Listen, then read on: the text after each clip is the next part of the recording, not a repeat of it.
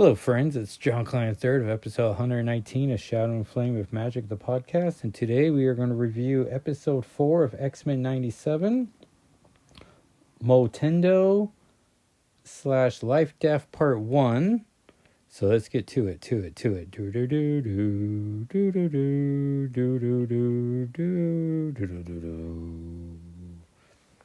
Previously on X-Men. And so, as always, thus far, I have 12-time returning guest Walker D. Whirl coming to help me review the episode. What do you thought about the two-parter? First two-parter of the season. It was good. Good. Nice.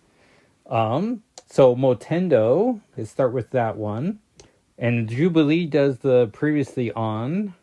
And Storm... Oh, no. And then Jean Grey did the third episode. And I believe Scott did the first two Oh, no. I think Cyclops did the first one. Magneto did the second one. But we've got to rewatch these for... to see who gets it. But I like the idea that the previously on is also the star of the episode. And then during the opening credits, we got... the proper Jean Grey, if you want to call her that, in the title sequence. Oh yeah, then we get the screenshots in the Marvel animation, which I think the only thing I recognized was 66 Spider-Man, Wolverine from 92, Zombie Captain America, and I don't know, I'm sure someone's made an in-depth YouTube video about it.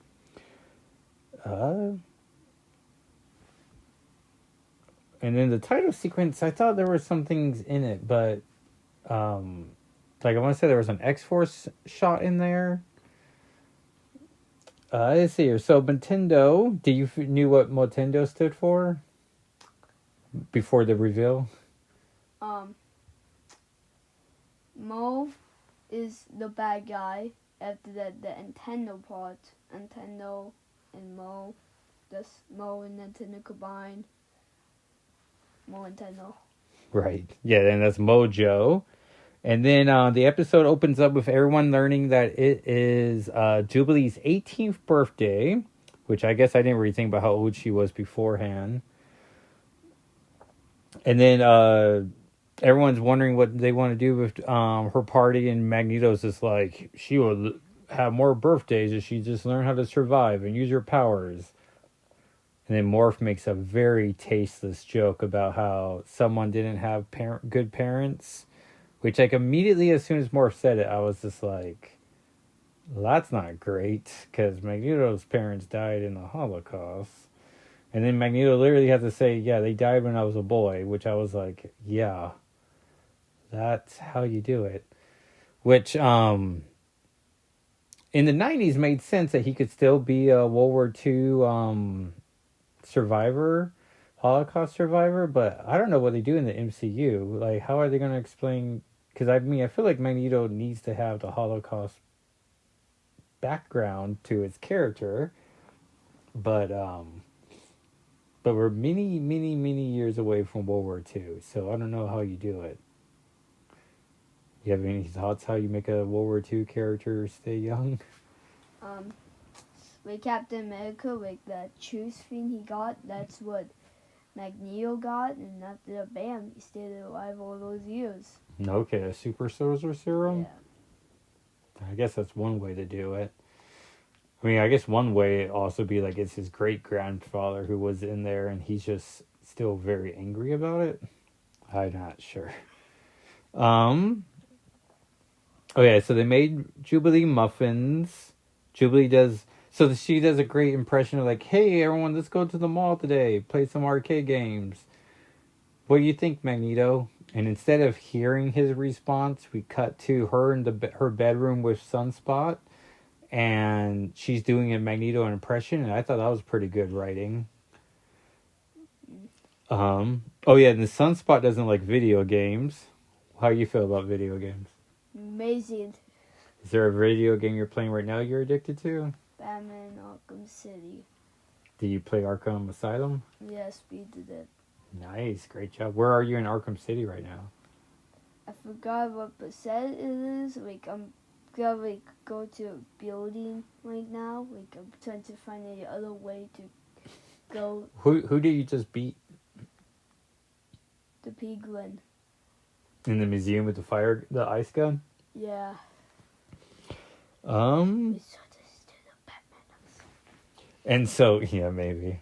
And then just Jubilee takes charge. She offers to play a video game with him. He doesn't like video games, but he's willing to do it.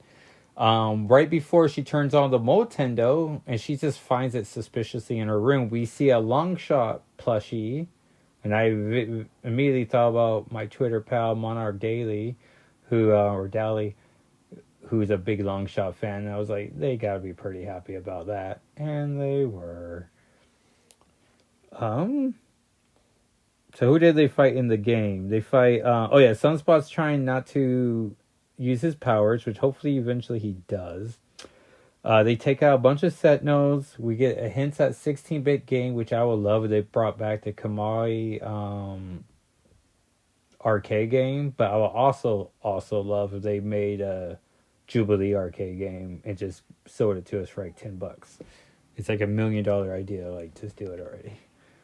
$10, bam! You will get $1 million. Marvel gets rich, and after that, all that crazy.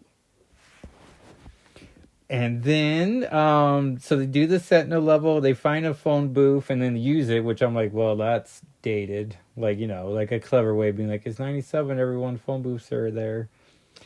And then they go to the Savage Land, and that's quick. And then they go to Genosha, and then they see Sunfire and Blob.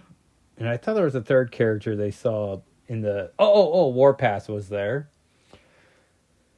And then they about to get attacked by some goons, and they come across someone that is in the system that saves them to a secret room in the gaming area, like the back rooms. Yeah, the back rooms. The back rooms. They go there, and she takes her mask off. And who is she? A future Jubilee. Not just a future Jubilee, but Jubilee from issue Wolverine 53, which I forget what character name she is there, but I was like, what a deep cut that is. And I didn't know it immediately, but it had lots of internet chatter about it where I'm like, oh, that's clever. And not only is she an old Jubilee, she's voiced by the original Jubilee. And that's pretty cool. Like, they went out of their way to use the original actress. Mm-hmm. Then Jubilee calls her a Hot Topic character, which I didn't know Hot Topic was a 90s store. Like, I didn't know about Hot Topic until I moved to Montana. Yeah. Do you like Hot Topic? Yes. Then Mojo, we see Mojo, and he's lost a lot of weight. Apparently his body reflects how good his shows are doing, and his shows are doing miserable. He references Dazzler having a gig.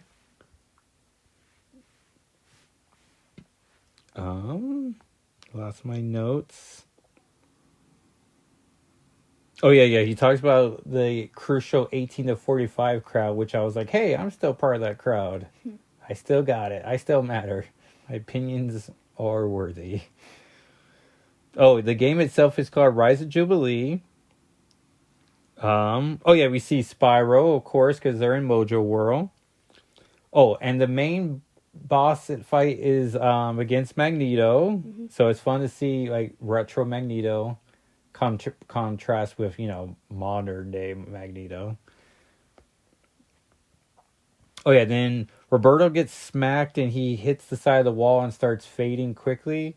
And I sort of wish they did it like the Ninja Turtles arcade games where they start blinking shades of red. Mm-hmm. That would have been pretty cool. Yeah. You played Shredder's Revenge, right? Yeah, we beat the game together. We did. And you got some videos of you doing that on, what's your YouTube channel? Walk of the Road. Nice. And Mojo calls them lovebirds, which I was like, all right, buddy, calm down. And they are. Yes. Oh yeah, Mojo calls references how he's gonna reboot Jubilee, and it's like, oh, that would have been fun if they found a way to say or a revival, or like Jubilee could say revival, because that's what this show clearly is. Oh yeah, then old Jubilee shows off, or I guess future Jubilee. She shows off a bunch of her skills that then present day Jubilee's like, oh, I could do that. And then the episode ends with the two of them kissing. She doesn't kiss Mojo. No, I'm talking. Oh, they defeat him. I was talking about Sunfire. No, Sunspot. Sunspot. Yeah, it's so hard to remember that name. Well, there's a Sunfire and Sunspot, so it doesn't matter. Sunspot and Jubilee kiss. Yeah. So the episode doesn't end there. We still have life and death. Well, just Lifedeath. Life, death.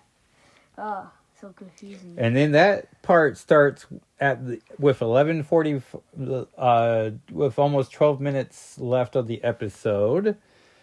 But I thought it was fun, especially with like a lighter fare compared to like the darker, grittier story. Well, not grittier, but I guess darker. And then we catch up with Forge and Storm in his house, but it's not his fancy condo with the futuristic tech from the comics. It's just like a cabin. It's like like a giant mansion of a cabin. Yeah. Like that thing definitely has like 6 rooms. Most of the cabins. Oh yeah, Storm comes out wearing overalls, which I'd like to think that it was because they've been together so long that she's so comfortable that she's like, I could wear overalls. But someone did point out how that is her outfit from Life Death Part 1, and I'm like, oh yeah. Which I've read Life Death Part 2 recently, and that story gets very gritty. So I don't know if they're gonna get into all that. But before we get to the ending, Forge wants to go on a horseback riding with Storm, and Storm really gets into it when she can feel the flow of the wind in her hair. Yeah, and after that, she goes a little too fast, and she almost falls off a cliff. With the horse. Yeah, with the horse. X-Men and horse murders, it's happened once before. Wait, again, what is his name again? Forge? Forge, says a joke about, I can't build you a faster horse. Yeah, that's right.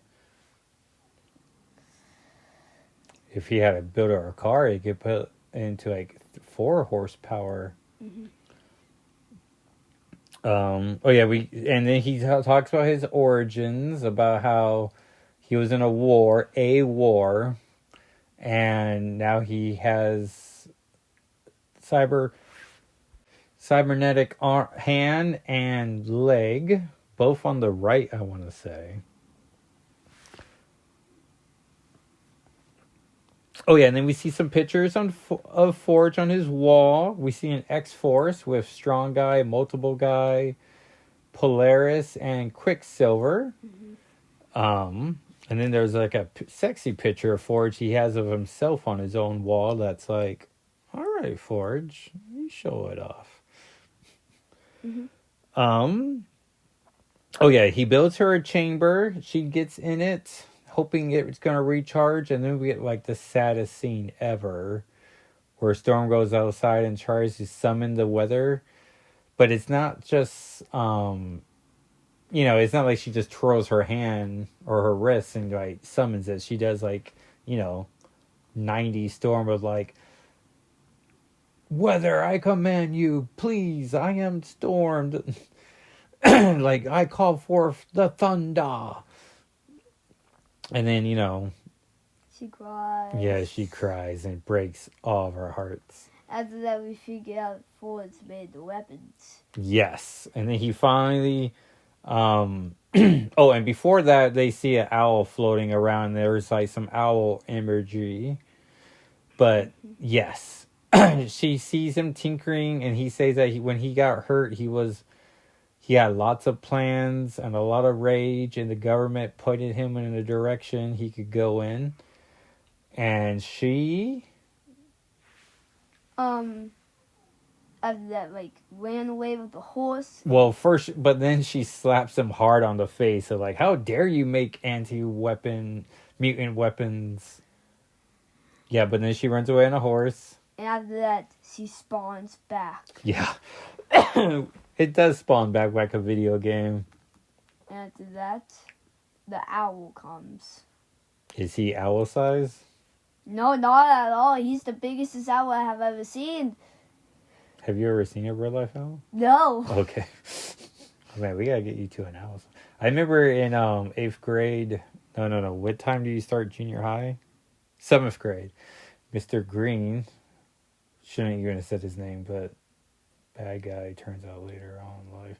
But for a 7th grade science class, they no, actually I don't think he was Mr. Green. We were on the green team.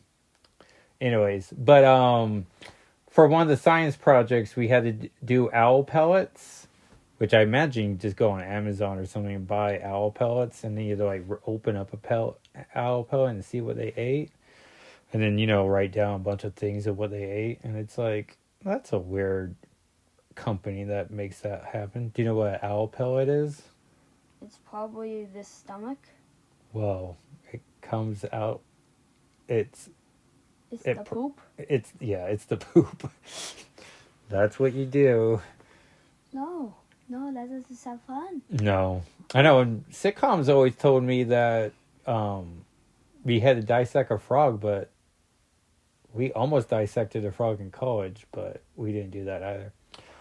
Sitcoms also told me that we were going to take care of a baby, like bag of flour or egg or a baby doll, but that never happened in my school either. Have you had to take care of a bag of flour yet? No. And then the owl comes in. He calls himself the adversary, which, if you know your Fall of the Mutant storyline, that's where the X-Men die. For Forge to sacrifice 12 souls, or maybe it's 8 souls, and he didn't do it back in the war, but now he has to do it with the X-Men and Madeline Pryor, which isn't fair, as she's practically an X-Men at that point in the story. And then that kicks off the Outback era, which I don't know if this show would do the Outback era, but that'd be interesting. Oh! We saw Xavier in the opening credits, as we saw Emma Frost in the Hellfire Gala, or not the Gala, the Hellfire Club. So I was adding the clips too. Yep. We all know we gotta get Xavier back. And Emma Frost. Mm-hmm. Who are you more excited to get back? Probably Xavier. Oof. I'm more excited about Emma Frost coming back. Yeah, I just don't know about Emma Frost that much. So Oh no! Well, you saw Wolverine the X-Men. Yeah, and that's the only TV show that I've seen. Well, you've seen episodes of X-Men Evolution. Yeah. Which, if they had a 6th season, they would have had Emma Frost come to the show and cause conflicts with Jean and Scott. Which, that show still bugs me. Or I'm still bugged by that show and how we never got Scott and Rogue together. That's the ship I was always on. What do you think about Scott and Rogue dating? Not at all. No. All right. Because you like him and Jean together, or you just don't like those two together? I just don't like those two together. Also, Jean Grey and Cyclops, like, they had too much history together. Like, they were the first X-Men in the comics. Well, 2 of the 5. 2 of the 5. 2 of the 5. And then I was reminded the Memento episode started with Gambit trying to give Rogue coffee, and then turns out Magneto's had already given her coffee. So I was like, oh, Gambit, you keep trying, buddy. And then he tries to give Magneto, like, if you're taking coffee orders, and Magneto's like, only orders I'm giving for more training. And he's like, oh, Magneto. And Rogue still sounds like a sexy Dolly Parton. And it's like, I don't know. There's a part of me that's like, oh, could we have gotten a younger actress? But I don't know. There's a part of me that's like, it works. What do you think of Rogue's actress? Good. Do you know she was elected to the Canadian House of Representatives? No. That's pretty cool. Mm-hmm. Oh yeah, so the adversary. So I wonder if they're gonna die. I wonder if we're gonna get Roma. I know it's gonna be interesting. Mm-hmm. And then there's special thanks. Oh yeah, you can find all my thoughts on Twitter at Jackal SIII. And let's see, I posted it a couple of days ago. So, but I also include the thank yous as each new episode gets a different set of thank yous. And ones that stood out to me were Larry Hama, mostly, and he's being thanked because of the Wolverine episode or comic issue. Art Adams and Ann Nocenti, and they're being thanked because of the Mojo tie-in. I'm pretty sure Joe Mad was new this episode, and I don't know why he would be. Bob McLobe was included, and I think that's because Sunspot got a bigger role. Barry Windsor Smith because of Lifedeath. And Paul Smith keeps being added, which I love that. And then John Byrne got dropped, and I'm like, well, we're still using John Byrne characters, but I don't know why he be. But Save money. Yeah, well, it's not money. It's just like the name on the card, but it does seem like they're limiting themselves to 3 roles, and then anyway, Claremont stays, Cockrum stays. Roy Thomas, Herb Trimbe has stayed, Lean Ween, who rightfully should be there because, he wrote Giant Size. One. And then the next episode is called To Remember. So who knows what that'll be. So that was episode 4. What you thought overall? It was good. Nice. So, and then I'm going to do a Sunday episode reviewing X-Men Volume 6, Issue 33. That was pretty amazing. And this will go up tomorrow.